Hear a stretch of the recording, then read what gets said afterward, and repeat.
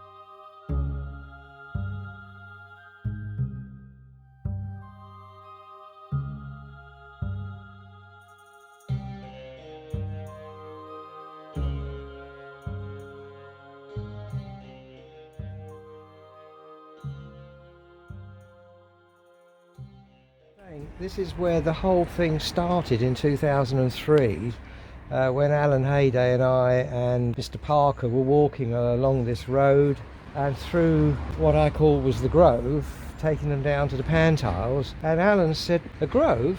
That normally detects an ancient burial site." He said, "I'd like to look at this." So the following week was the 300th anniversary of the Grove, so 2003. So he came down and it was pouring with rain, it was absolutely teeming down. He left the tent where all the history, there was a lot of civic society people there and councillors and things like that. And he went out and about on his own and he came back about half an hour later. He says, "I found something absolutely amazing." He says, "I've never found this." He says, "As a member of the BSD water divining group," he says, "I think I found a whole load of burials that are in the shape of an arrow pointing." So he said, "I'd like to come down next Wednesday and do this in greater detail with more equipment." So the following Wednesday he came down. He said, "Have you ever done any work like this before?" I said, "No." He had the Rosetta disc. And the Rosetta discs are mind-sensory colours that the priest Mager invented. And most diviners know about this. They call it the Rosetta disc as well. I was asked to come to Tunbridge Wells a few years ago by Peter because he knew that I am in fact a dowser, and he had an idea that there might be something in the Grove. I was a bit sceptical, but in any case we went over there, and within about 20 minutes I started picking up rows of bodies, all aligned north-south in neat rows. That's what struck me. They're all in neat rows, not higgledy-piggledy. And it took several seconds to plot it all out. It came up as the shape of an arrow. And not just any old arrow, it was a very precise, artistic arrow. And I and Peter had drawings of this made to show that this was a deliberate arrow, as we say, arrowhead burial, or possibly a spearhead. So in any case, it has a point to it, and Peter discovered that the tip of the point is in fact a high status female, because she has artefacts buried with her. These are definitely not Christian burials. They are probably only about 18 inches below the ground. We also involved the Kent Archaeological Society to come down and do a geophys, which the council agreed. This involved a resistivity survey. We have the report from them to show that there is definitely something there, not just a bit of old ground. We were not allowed to do a dig, and neither were the Archaeological Society. No archaeology seems to go on in this town. As far as we can see, no official archaeology. It seems to be actively discouraged for some reason. So it's obvious the council have got absolutely no interest in heritage or archaeology, or unlike any other town I've come across, who normally have a museum and normally are interested in having finds from people in the local area.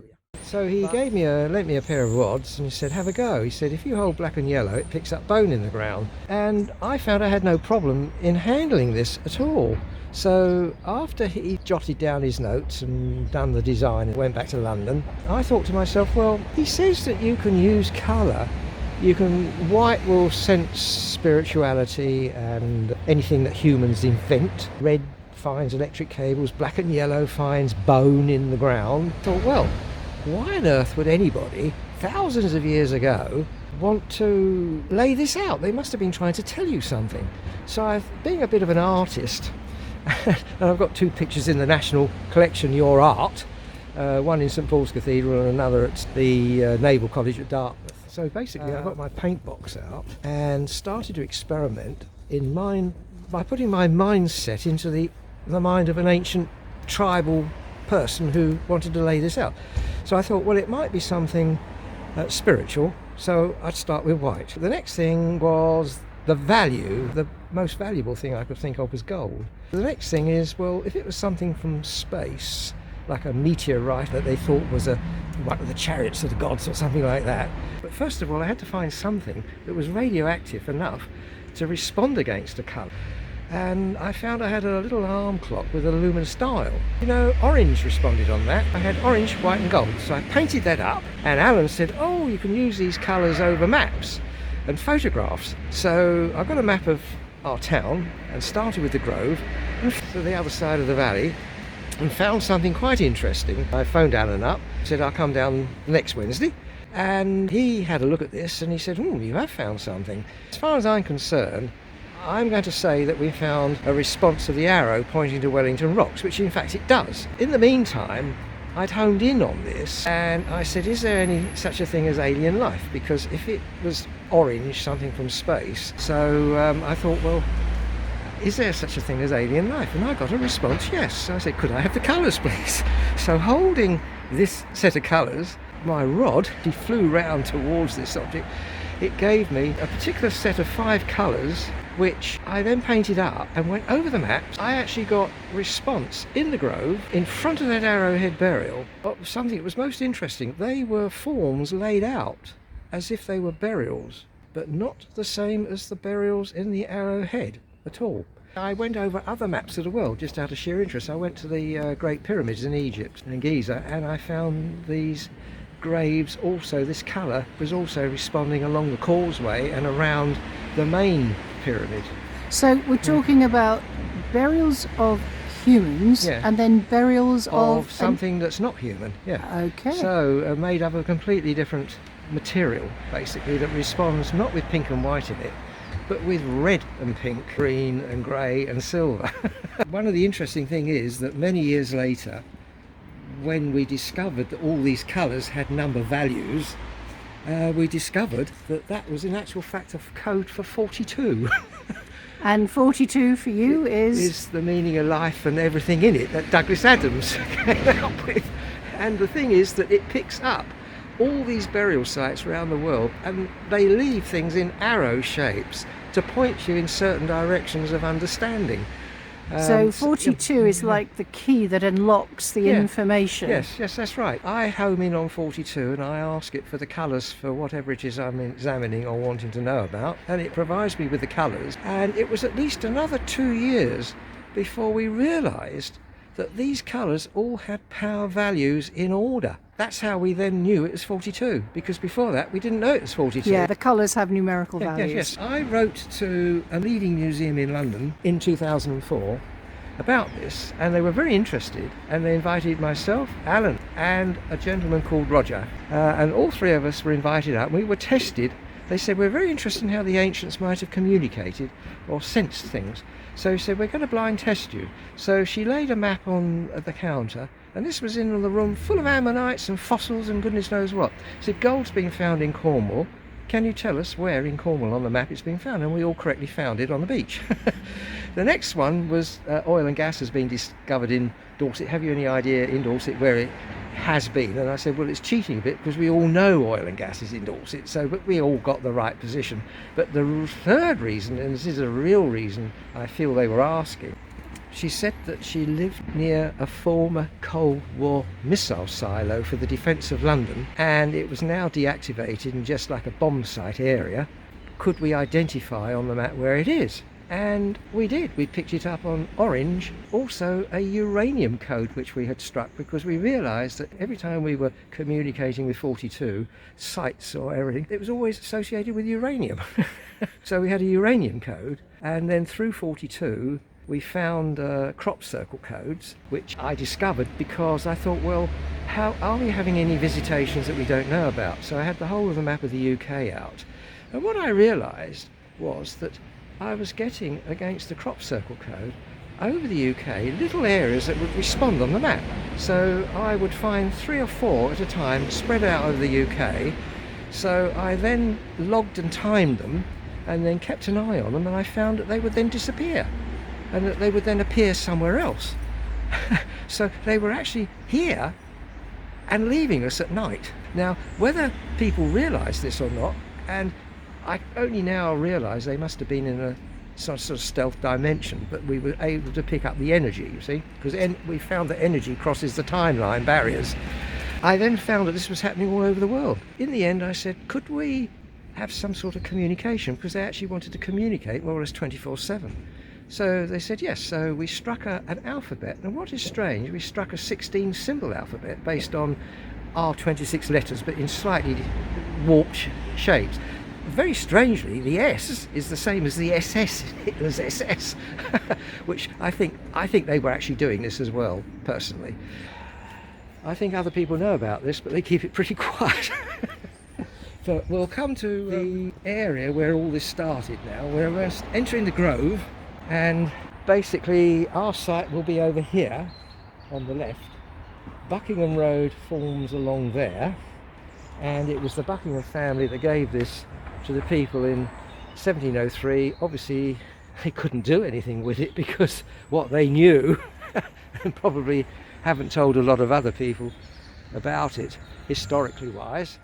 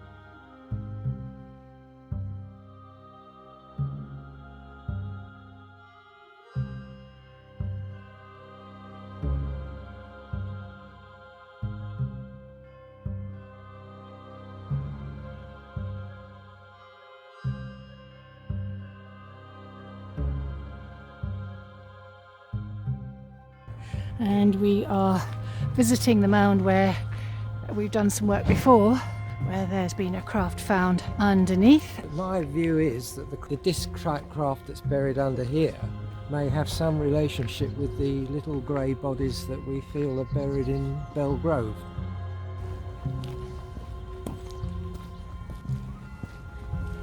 How lovely to have a sunny 18th of January 2022. Gosh, it's a pretty park, this, isn't it? The next interesting session will be under that silver birch tree there. What's coming out of the end of our road to there. Okay, well, that's another story. Because it all links to the Grove, you see. Tunbridge Wells and the Calverley grounds and surrounding environs are quite a mysterious place.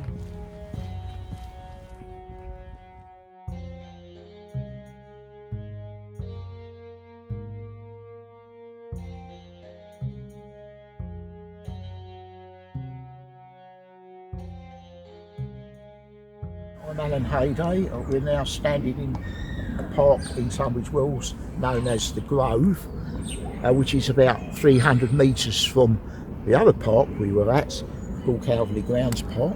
The reason we are here is to point out another ancient location which we discovered by dowsing in 2003. My friend Peter here, he thought there might be something in this park. I picked up by dowsing some regular movements on the rods which showed that there was something where we're standing. And we're standing actually on a burial ground, probably Bronze Age, of neat graves of 127 in fact, in the shape of an arrow. You're telling me this is a very extensive arrow-shaped burial ground. How many metres across did you say it was? It is approximately 35 metres across, a bit more in length I suppose, quite a large area. Beyond the children's playground? The children's area as well. Anyway, it took several sessions to work out what was going on here. Eventually I drew it out on a large piece of paper and sure enough came into an arrow shape. At that stage we thought there was 126 graves. We subsequently came back and discovered more graves, but significantly Peter here, by that time I taught him to douse, discovered another grave at the tip of the arrow, just near enough where that sapling is there, who was a high status female, we believe. We believe she's high status because she has objects buried in her grave apart from herself, so she must be an important person. And the arrow is pointing exactly west and the graves are lined north-south, so they're not Christian graves, they're pagan and they're probably, as I say, Bronze Age. The arrow is pointing across the valley where there is a stone formation known as Wellington Rocks, and that is approximately a mile from here. So again, following on from the sapling over there. Yeah, across the valley. That was something we had later discovered because we needed to know where the arrow was pointing to. Working with these colour codes that Alan taught me, and here is one, as you can see. So pink and white denotes a male. If it was female, you'd add silver after the white, and then black and yellow determines that it's dead. If it's alive, you remove the black and yellow. And we found that there were perfect responses to the rods over this grave here. They actually cross quite strongly against these burials here. But in fact, if you added the silver, you picked up the single female grave by that new sapling over there. But beyond that, there were other graves that did not respond to these codes at all, but were laid again out in checker pattern formations. We found that that went against a completely different colour code, which we've discovered some years later when we realised that all these colours had number value, so that pink's 13, white is 7, black is 10, yellow is 5, but the colours over there, made up of 5 colours, added up to 42. We think that those determine the Neanderthal burials. So it's showing, possibly now, many years later after this discovery, that this was the male and the female interrelating with the Neanderthal for the modern human that we now know, because we've got Neanderthal in us. There seems to be a relation with another arrowhead burial called Bella Snap, which is, instead of being in the ground like this, it's above the ground, and that's in a blunted arrow formation. So looking at the maps of that, I decided to do remote viewing, which is going over the maps with these colours, looking at the point of the arrow, and I discovered in the next field was again some 42 Neanderthal type burials in their own arrow shape, and they were pointing to a single female grave, so they were showing the same message but in a different direction, basically. So basically, if we go then to Wellington Rocks and look at the silhouette of Wellington Rocks, it slopes up, it's round. If you go on Google Earth, it's completely round with large blocks of sandstone. See, it comes from the ground level, sloping up gradually to the middle when it gets higher, and then you've got a lump on the top.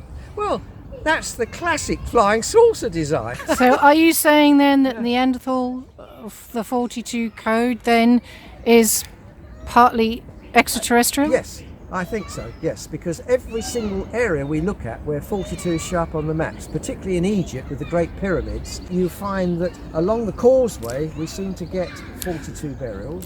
And do you think then it's possible that these, let's call them Neanderthals, had craft?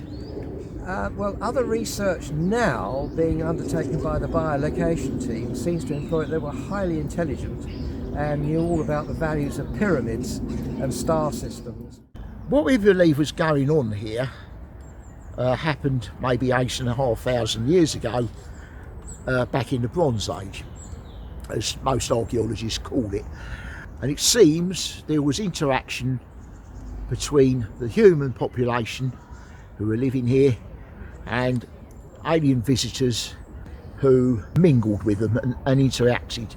As a result of this interaction, there seems to be a mixture of graves in this area of the town, and they seem to be laid out in a kind of chessboard pattern, rectangular, but they're definitely not human beings, because you need different kind of dowsing technique to detect them, and you can't detect them with an ordinary bit of bone, unlike normal human beings. So we're pretty sure there's something very peculiar going on here. We haven't got to the bottom of it yet, and I'm going to hand you over to Peter. We join Peter at home for another look at the Arrowhead burial, which discovery in 2003 indicates human and non-humans were buried there approximately 8,500 years ago. A 1 in 500 scale map done in the late 1800s by the military. The top here is the Arrowhead burial with a pit at the front. The arrow is pointing across the common, but in front of the arrow, of course, are the 42 burials here. Right, so there's the arrowhead. Yeah. That's clearly an arrow shape. But at the time, we didn't realise these were here because we never had a 42 code. So we had no idea that any of these burials were here. All we did was to find something on the common. After we got the 42 code, we then realised we had these burials here. So the arrowhead was in fact pointing to a single female grave here, then pointing to a block of 42s here, and of course it was also pointing to the common. So the grove is vitally part of the common story. Now, an archaeological society came along and did a geophys on here, and they found the pit. But of course, these burials are about 8,000 years old. They are extremely old. So we're going back a great deal of time. And our Project Y site in Hawkenbury, we dated it around about 11,000 years, just after the Ice Age, basically. The Geophysical Survey Group pointed out the pit at the arrow point. This pit contains dowsable matching remains to the energy circle crash point debris.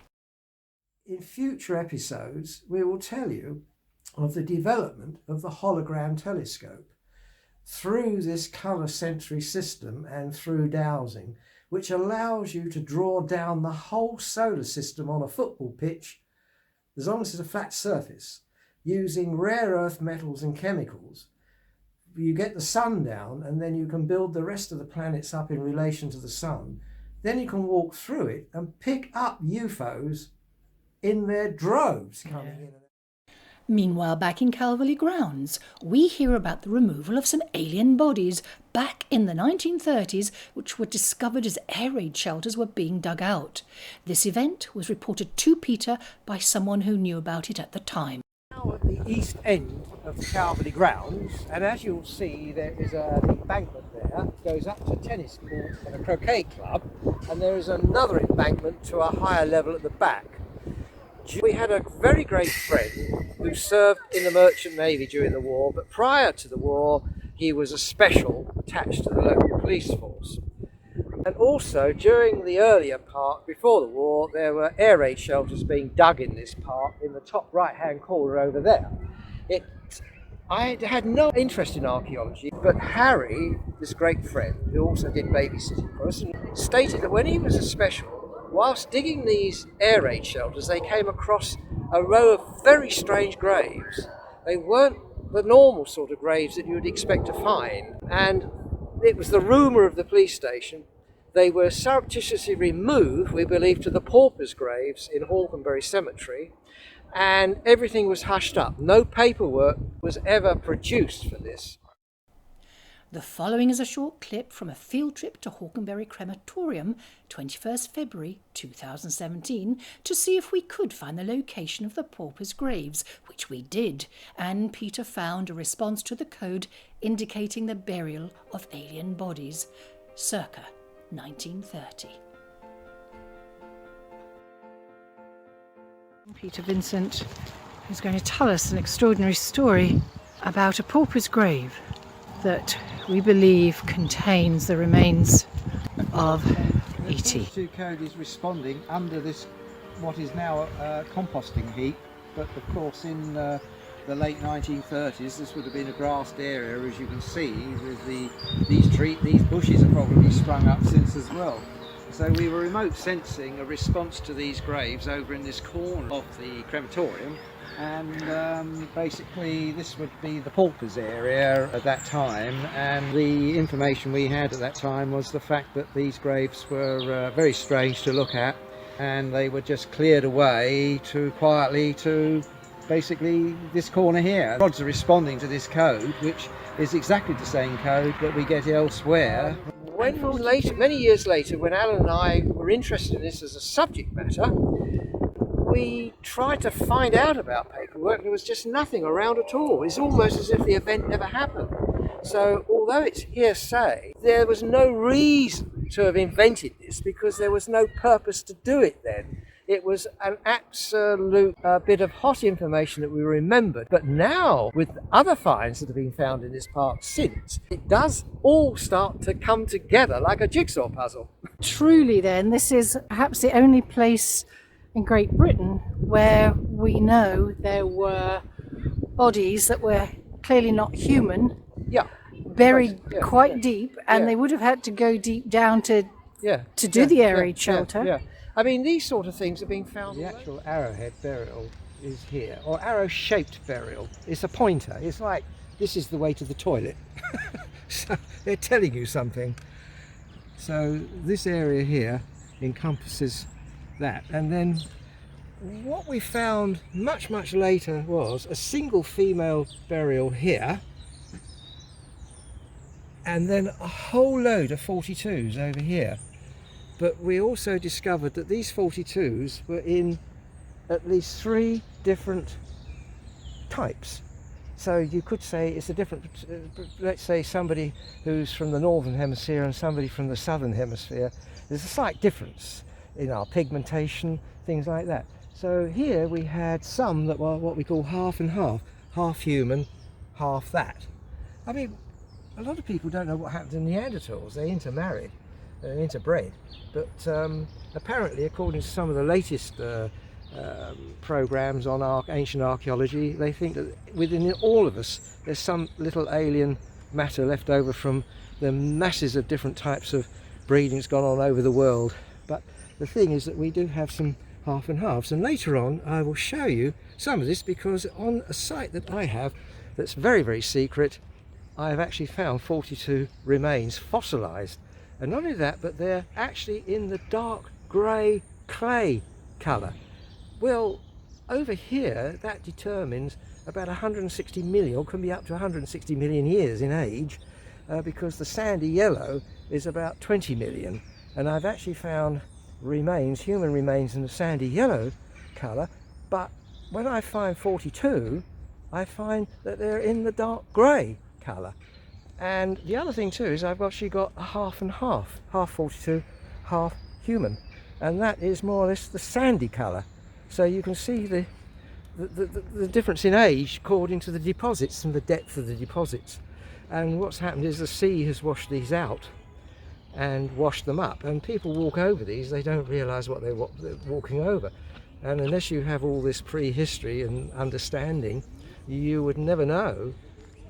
Okay, Peter, so you're going to walk toward me now with the 42 code. With the 42 code, and on the ground is a cast of a foot of a 42 with only what appear to be 3 toes. So there's probably one hidden further down some. So we're looking at a fossilised remains of things not human. No, they've arrived a long time ago, millions of years ago. They bred down here, they had a base down here obviously, and they have then jigged around with humanity as we know it.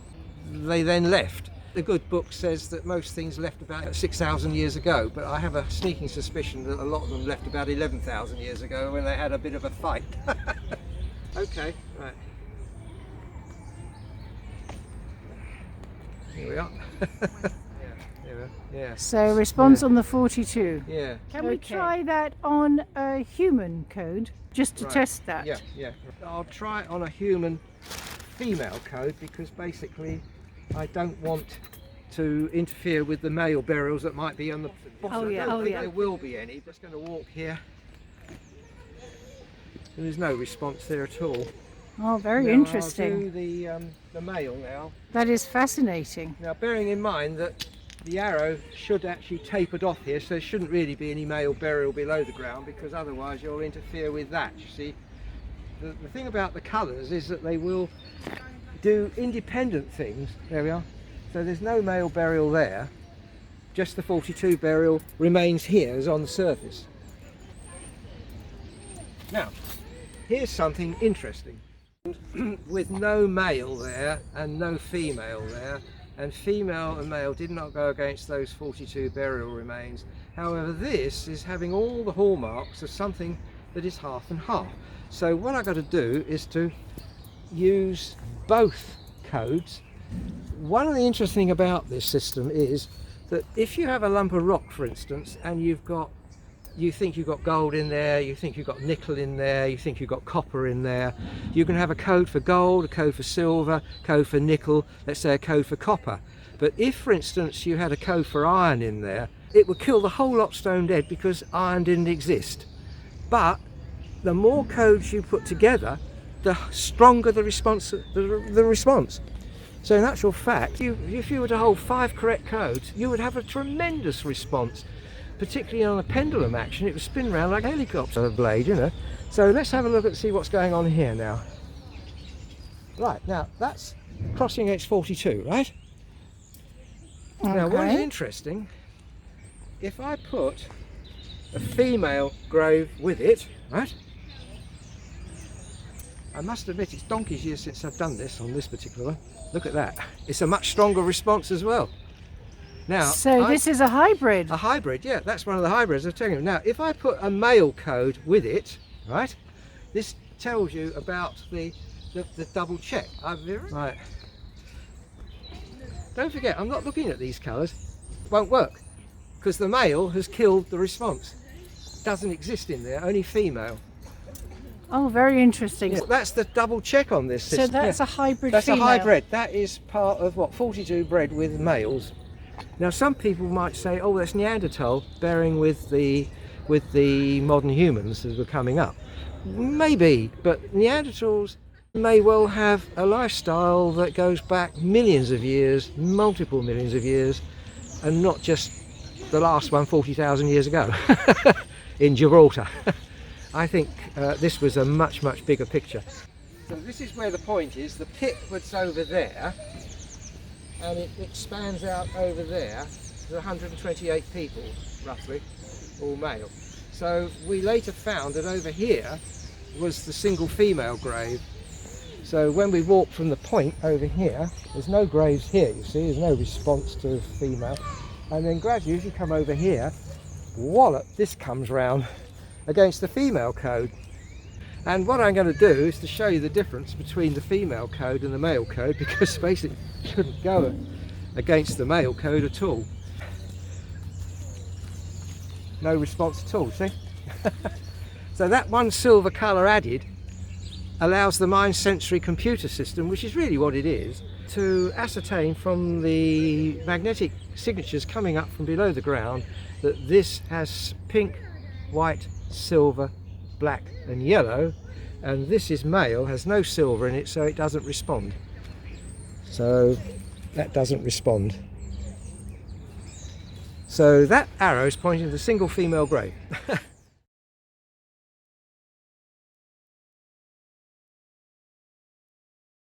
Now, is this a human female, Yes, Peter? yes. So you've got human males there, human female here, but what is over there certainly isn't human as we understand. The burial's there. And sadly, this acidity in the soil here is destroying everything. So all you've got are stains left, but it doesn't matter whether it's solid bone, stain, it will be there forever. So as long as they haven't dug it out and put new soil in, the message will always be there. I'm now going to show you actually solid archaeological remains of what's over there.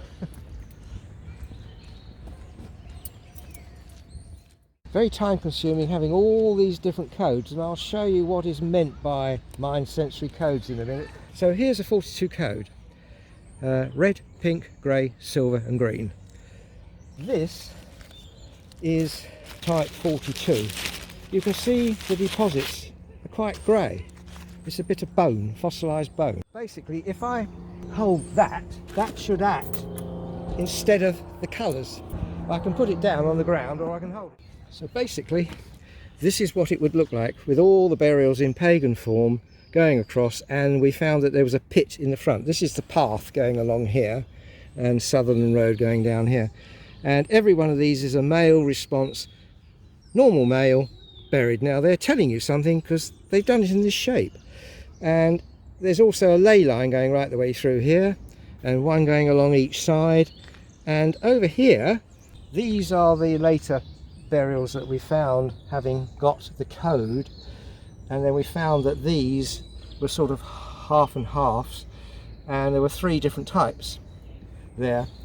So it's a question of the colours change according to the type. We're just about to test 42 burials over in this neck of the woods of the Grove, and that's the area where we've just been testing for the male burial and the arrowhead. Oh, they're quite tame here. Afternoon.